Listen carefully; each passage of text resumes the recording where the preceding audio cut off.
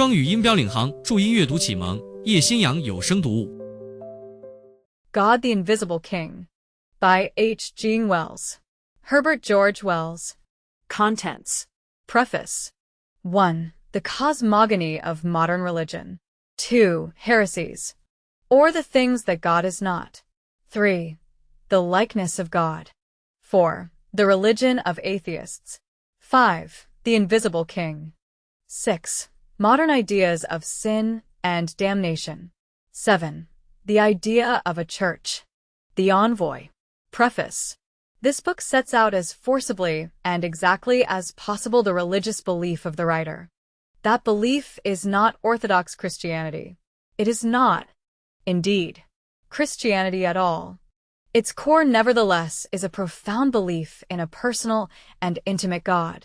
There is nothing in its statements that need shock or offend anyone who is prepared for the expression of a faith different from, and perhaps in several particulars opposed to his own. The writer will be found to be sympathetic with all sincere religious feeling. Nevertheless, it is well to prepare the prospective reader for statements that may jar harshly against deeply rooted mental habits. It is well to warn him at the outset that the departure from accepted beliefs is here no vague skepticism, but a quite sharply defined objection to dogmas very widely revered. Let the writer state the most probable occasion of trouble forthwith. An issue upon which this book will be found particularly uncompromising is the dogma of the Trinity. The writer is of opinion that the Council of Nicaea, which forcibly crystallized the controversies of 2 centuries and formulated the creed upon which all the existing Christian churches are based, was one of the most disastrous and one of the least venerable of all religious gatherings. And he holds that the Alexandrine speculations which were then conclusively imposed upon Christianity merit only disrespectful attention at the present time. There you have a chief possibility of offense. He is quite unable to pretend any awe for what he considers the spiritual monstrosities established by that undignified gathering. He makes no attempt to be obscure or propitiatory in this connection. He criticizes the creeds explicitly and frankly, because he believes it is particularly necessary to clear them out of the way of those who are seeking religious consolation at this present time of exceptional religious need. He does little to conceal his indignation at the role played by these dogmas in obscuring, perverting, and preventing the religious life of mankind. After this warning, such readers from among the various Christian churches and sects as are accessible to storms of theological fear or passion, to whom the Trinity is an ineffable mystery and the name of God almost unspeakably awful. Read on at their own risk. This is a religious book written by a believer. But so far as their beliefs and religion go, it may seem to them more skeptical and more antagonistic than blank atheism. That the writer cannot tell. He is not simply denying their God. He is declaring that there is a living God, different altogether from that triune God and nearer to the heart of man. The spirit of this book is like that of a missionary who would only too gladly overthrow and smash some Polynesian divinity of shark's teeth and painted wood and mother of pearl. To the writer, such elaborations as begotten of the Father before all worlds are no better than intellectual shark's teeth and oyster shells. His purpose, like the purpose of that missionary, is not primarily to shock and insult, but he is zealous to liberate, and he is impatient with the reverence that stands between man and God. He gives this fair warning and proceeds with his matter. His matter is modern religion as he sees it. It is only incidentally, and because it is unavoidable, that he attacks doctrinal Christianity. In a previous book, First and Last Things, Constable and Company, he has stated his convictions upon certain general ideas of life and thought as clearly as he could. All of philosophy, all of metaphysics, that is, seems to him to be a discussion of the relations of class and individual, the antagonism of the nominalist and the realist, the opposition of the one and the many, the contrast of the ideal and the actual. All these oppositions express a certain structural and essential duality in the activity of the human mind. From an imperfect recognition of that duality ensue great masses of misconception. That was the substance of First and Last Things. In this present book, there is no further attack on philosophical or metaphysical questions. Here we work at a less fundamental level and deal with religious feeling and religious ideas. But just as the writer was inclined to attribute a whole world of disputation and inexactitudes to confused thinking about the exact value of classes and terms, so here he is disposed to think that interminable controversies and conflicts arise out of a confusion of intention due to a double meaning of the word God. That the word God conveys not one idea or set of ideas, but several essentially different ideas, incompatible one with another, and falling mainly into one or other of two divergent groups, and that people slip carelessly from one to the other of these groups of ideas, and so get into ultimately inextricable confusions. The writer believes that the centuries of fluid religious thought that preceded the violent ultimate crystallization of Nicaea was essentially a struggle obscured, of course, by many complexities, to reconcile and get into a relationship these two separate main series of God ideas, putting the leading idea apart against evil. The writer believes that these dogmas of relationship are not merely extraneous to religion, but an impediment to religion. His aim in this book is to give a statement of religion which is no longer entangled in such speculations and disputes. Let him add only one other note of explanation in this preface, and that is to remark that except for one incidental passage in chapter 4:1, nowhere does he discuss the question of personal immortality. It is discussed in First and Last Things, Book 4:4. He omits this question because he does not consider that it has any more bearing upon the essentials of religion than have the theories we may hold about the relation of God and the moral law to the starry universe. The latter is a question for the theologian, the former for the psychologist. Whether we are mortal or immortia of this book very roughly, these two antagonistic typical conceptions of God may be best contrasted by speaking of one of them as God as nature, or the Creator, and of the other as God as Christ, or the Redeemer. One is the great outward God, the other is the inmost God. The first idea was perhaps developed most highly and completely in the God of Spinoza. It is a conception of God tending to pantheism, to an idea of a comprehensive God as ruling with justice rather than affection, to a conception of aloofness and awe-striking worshipfulness. The second idea, which is opposed to this idea of an absolute God, is the God of the human heart.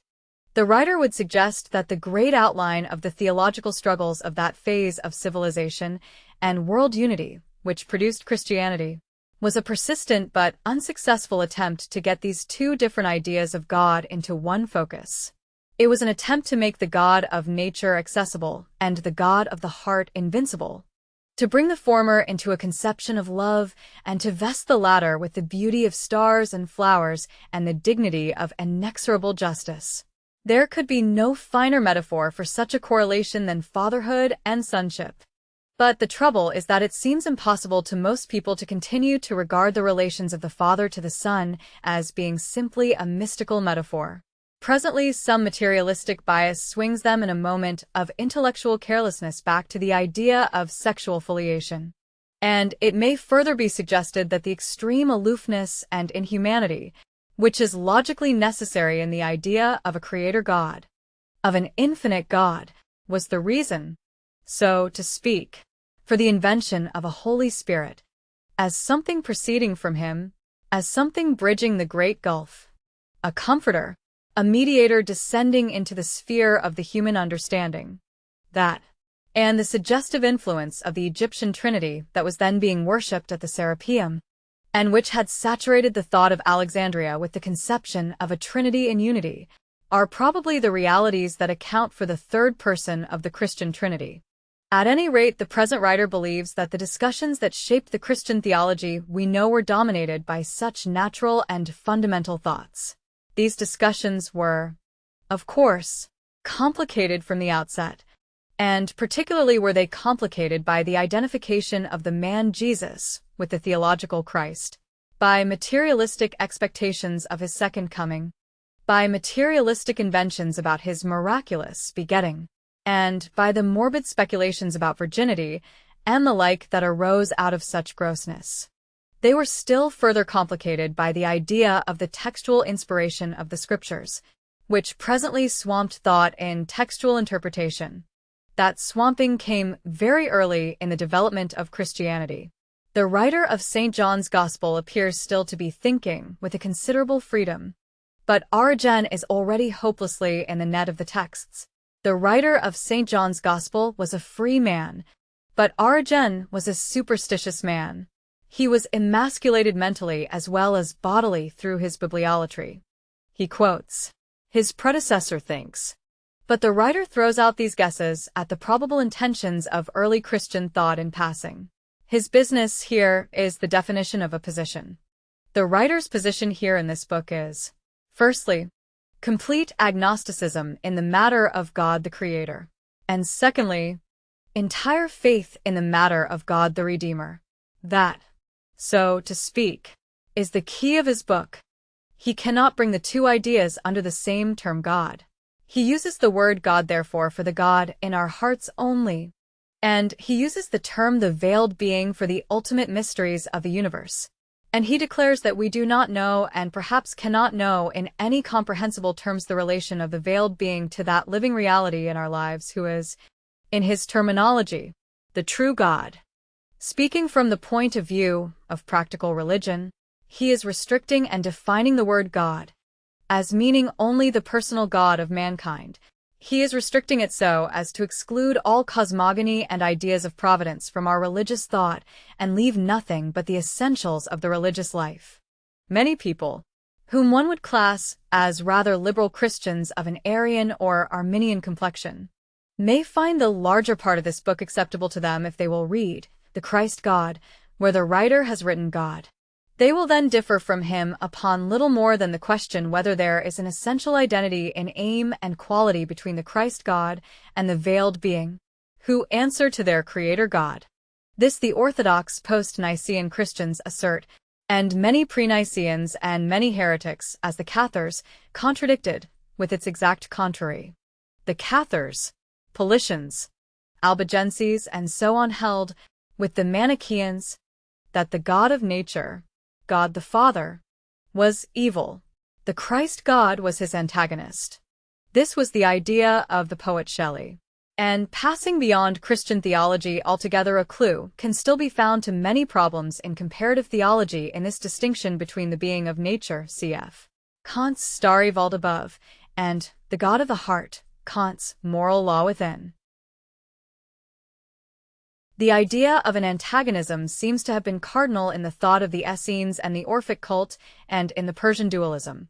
So, too, Buddhism seems to be antagonistic.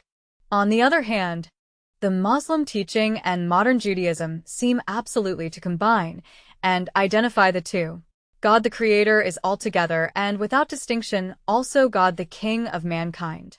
Christianity stands somewhere between such complete identification and complete antagonism. It admits a difference in attitude between Father and Son in its distinction between the Old Dispensation of the Old Testament and the New. Every possible change is wrung in the great religions of the world between identification, complete separation, equality, and disproportion of these beings. But it will be found that these two ideas are, so to speak, the basal elements of all theology in the world. The writer is chary of assertion or denial in these matters. He believes that they are speculations not at all necessary to salvation. He believes that men may differ profoundly in their opinions upon these points and still be in perfect agreement upon the essentials of religion. The reality of religion, he believes, deals wholly and exclusively with the God of the heart. He declares as his own opinion, and as the opinion which seems most expressive of modern thought, that there is no reason to suppose the veiled being either benevolent or malignant towards men. But if the reader believes that God is almighty and in every way infinite, the practical outcome is not very different. For the purposes of human relationship, it is impossible to deny that God presents himself as finite, as struggling and taking all. Whether the God in our hearts is the son of or a rebel against the universe. The reality of religion, the fact of salvation, is still our self-identification with God, irrespective of consequences, and the achievement of His kingdom, in our hearts and in the world. Whether we live forever or die tomorrow does not affect righteousness. Many people seem to find the prospect of a final personal death unendurable. This impresses me as egotism. I have no such appetite for separate immortality. God is my immortality. What, of me, is identified with God, is God. What is not is of no more permanent value than the snows of yesteryear. H. G. W. Dunmo. May, 1917. God the Invisible King. Chapter the First, The Cosmogony of Modern Religion 1. Modern religion has no founder. Perhaps all religions, unless the flaming onset of Mohammedanism be an exception, have dawned imperceptibly upon the world. A little while ago, and the thing was not, and then suddenly it has been found in existence, and already in a state of diffusion. People have begun to hear of the new belief first here, and then there. It is interesting, for example, to trace how Christianity drifted into the consciousness of the Roman world. But when a religion has been interrogated, it has always had hitherto a tale of beginnings, the name and story of a founder. The renascent religion that is now taking shape, it seems, had no founder. It points to no origins. It is the truth. Its believers declare, it has always been here. It has always been visible to those who had eyes to see. It is perhaps plainer than it was, and to more people that is all. It is as if it still did not realize its own difference. Many of those who hold it still think of it as if it were a kind of Christianity. Some, catching at a phrase of Huxley's, speak of it as Christianity without theology. They do not know the creed they are carrying. It has, as a matter of fact, a very fine and subtle theology, flatly opposed to any belief that could, except by great stretching of charity and the imagination, be called Christianity. One might find, perhaps, a parallelism with the system ascribed to some Gnostics, but that is far more probably an accidental rather than a sympathetic coincidence, of that the reader shall presently have an opportunity of judging. This indefiniteness of statement and relationship is probably only the opening phase of the new faith. Christianity also began with an extreme neglect of definition. It was not at first anything more than a sect of Judaism. It was only after 3 centuries, amidst the uproar and emotions of the Council of Nicaea, when the more enthusiastic Trinitarians stuffed their fingers in their ears in affected horror at the arguments of old Arius, that the cardinal mystery of the Trinity was established as the essential fact of Christianity. Throughout those 3 centuries, the centuries of its greatest achievements and noblest martyrdoms, Christianity had not defined its God. And even today it has to be noted that a large majority of those who possess and repeat the Christian creeds have come into the practice so insensibly from unthinking childhood, that only in the slightest way do they realize the nature of the statements to which they subscribe. They will speak and think of both Christ and God in ways flatly incompatible with the doctrine of the triune deity upon which, theoretically, the entire fabric of all the churches rests. They will show themselves as frankly Arians, as though that damnable heresy had not been washed out of the world forever after centuries of persecution in torrents of blood. But whatever the present state of Christendom in these matters may be, there can be no doubt of the enormous pains taken in the past to give Christian beliefs the exactest, least ambiguous statement possible.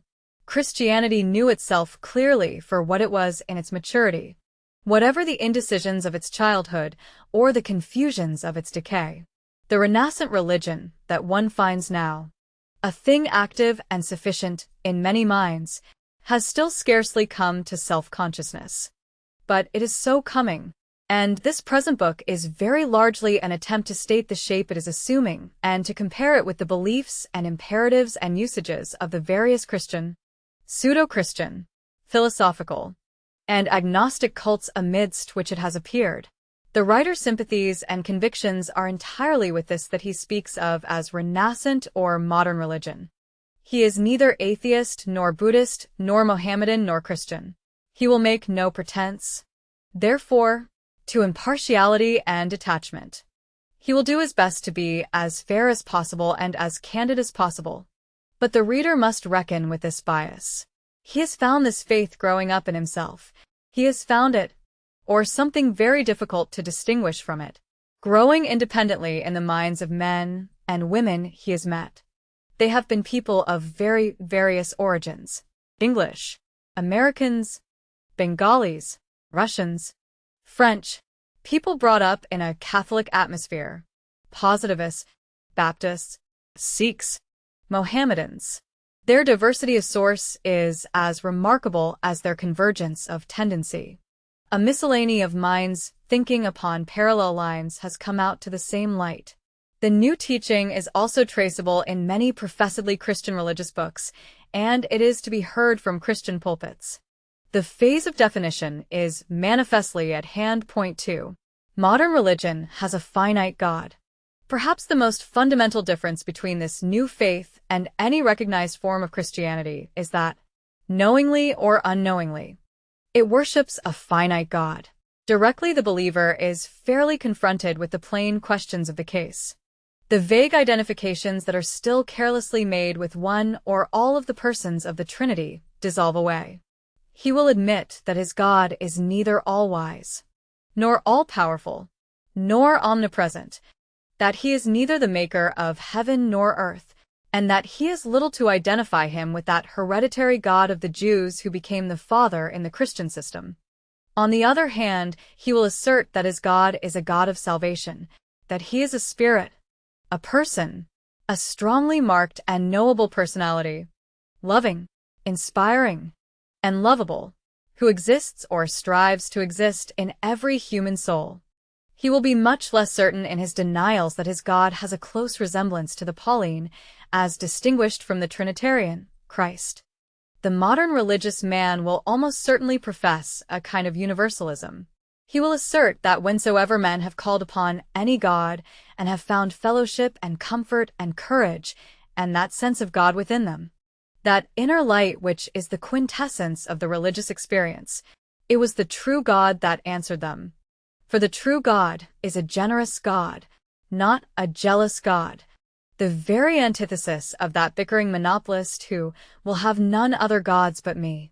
And when a human heart cries out to what name it matters not for a larger spirit and a stronger help than the visible things of life can give, straightway the nameless helper is with it, and the God of man answers to the call. The true God has no scorn nor hate for those who have accepted the many-handed symbols of the Hindu or the lacquered idols of China.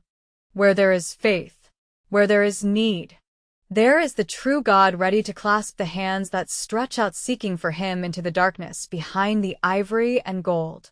The fact that God is finite is one upon which those who think clearly among the new believers are very insistent. He is, above everything else, a personality, and to be a personality is to have characteristics, to be limited by characteristics. He is a being, not us but dealing with us and through us. He has an aim, and that means he has a past and future. He is within time and not outside it. And they point out that this is really what everyone who prays sincerely to God, or gets help from God, feels and believes. Our practice with God is better than our theory. None of us really pray to that fantastic, unqualified dans ce trois, the Trinity, which the wranglings and disputes of the worthies of Alexandria and Syria declared to be God. We pray to one single understanding person. But so far the tactics of those Trinitarians at Nicaea, who stuck their fingers in their ears, have prevailed in this world. This was no matter for discussion. They declared it was a holy mystery full of magical terror. And few religious people have thought it worthwhile to revive these terrors by a definite contradiction. The truly religious have been content to lapse quietly into the comparative sanity of an unformulated Arianism. They have left it to the scoffing atheist to mock at the patent absurdities of the official creed. But one magnificent protest against this theological fantasy must have been the work of a sincerely religious man. The cold, superb humor of that burlesque creed, ascribed, at first no doubt facetiously, and then quite seriously, to Saint Athanasius the Great, which, by an irony far beyond its original intention, has become at last the accepted creed of the Church. The long truce in the criticism of Trinitarian theology is drawing to its end. It is when men most urgently need God that they become least patient with foolish presentations and dogmas. The new believers are very definitely set upon a thorough analysis of the nature and growth of the Christian creeds and ideas. There has grown up a practice of assuming that, when God is spoken of, the Hebrew Christian God of Nicaea is meant, but that God trails with him 1,000 misconceptions and bad associations, his alleged infinite nature, his jealousy, his strange preferences, his vindictive Old Testament past. These things do not even make a caricature of the true God. They compose an altogether different and antagonistic figure. It is a very childish and unphilosophical set of impulses that has led the theologians of nearly every faith to claim infinite qualities for their deity. One has to remember the poorness of the mental and moral quality of the churchmen of the 3rd, 4th, and 5th centuries who saddled Christendom with its characteristic dogmas, and the extreme poverty and confusion of the circle of ideas within which they thought.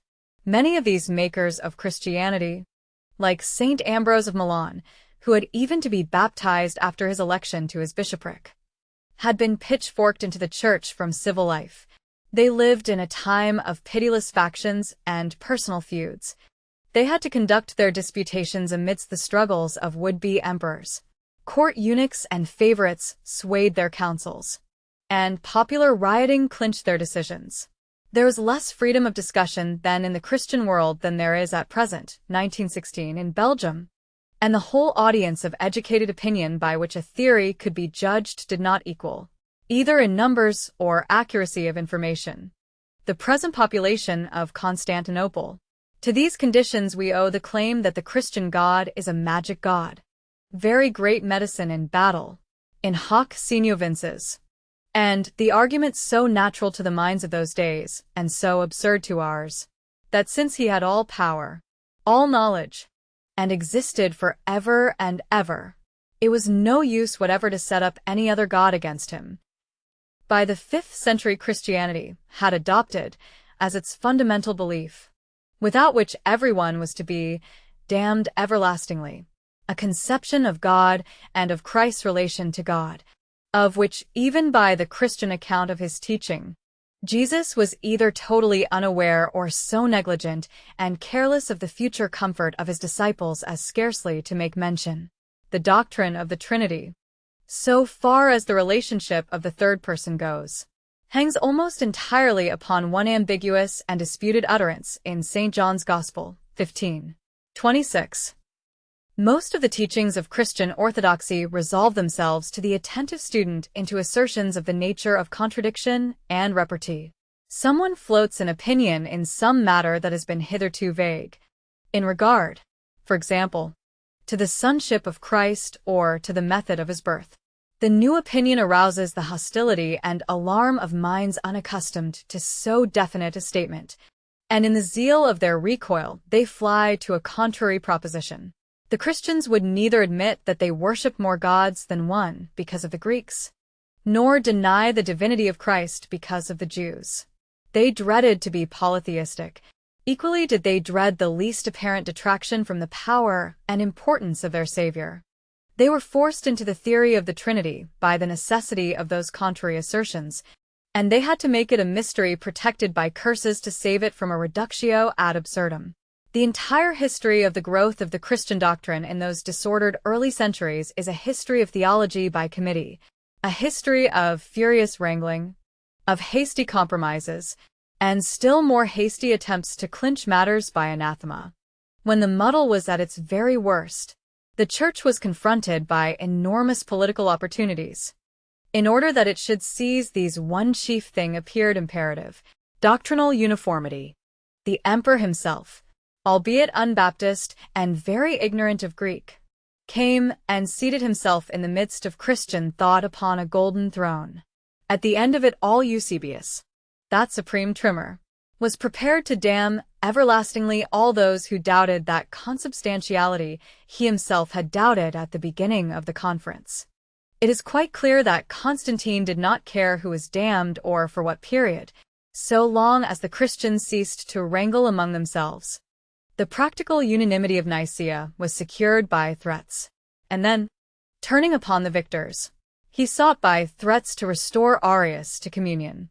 The imperial aim was a common faith to unite the empire, the crushing out of the Arians and of the Paulicians and such-like heretics, and more particularly the systematic destruction by the Orthodox of all heretical writings, had about it none of that quality of honest conviction which comes to those who have a real knowledge of God. It was a bawling down of dissensions that, left to work themselves out, would have spoilt good business. It was the fist of Nicholas of Myra over again, except that after the days of Ambrose the sword of the executioner and the fires of the book-burner were added to the weapon of the human voice. Priscillian was the first human sacrifice formally offered up under these improved conditions to the greater glory of the reinforced Trinity. Thereafter the blood of the heretics was the cement of Christian unity. It is with these things in mind that those who profess the new faith are becoming so markedly anxious to distinguish God from the Trinitarian's deity. At present, if anyone who has left the Christian communion declares himself a believer in God, priest and parson swell with self-complacency, there is no reason why they should do so. That many of us have gone from them and found God is no concern of theirs. It is not that we who went out into the wilderness, which we thought to be a desert, away from their creeds and dogmas, have turned back and are returning. It is that we have gone on still further, and are beyond that desolation. Never more shall we return to those who gather under the cross. By faith we disbelieved and denied. By faith we said of that stuffed scarecrow of divinity, that incoherent accumulation of antique theological notions, the Nicene deity, this is certainly no God. And, by faith, we have found God. 3. The infinite being is not God.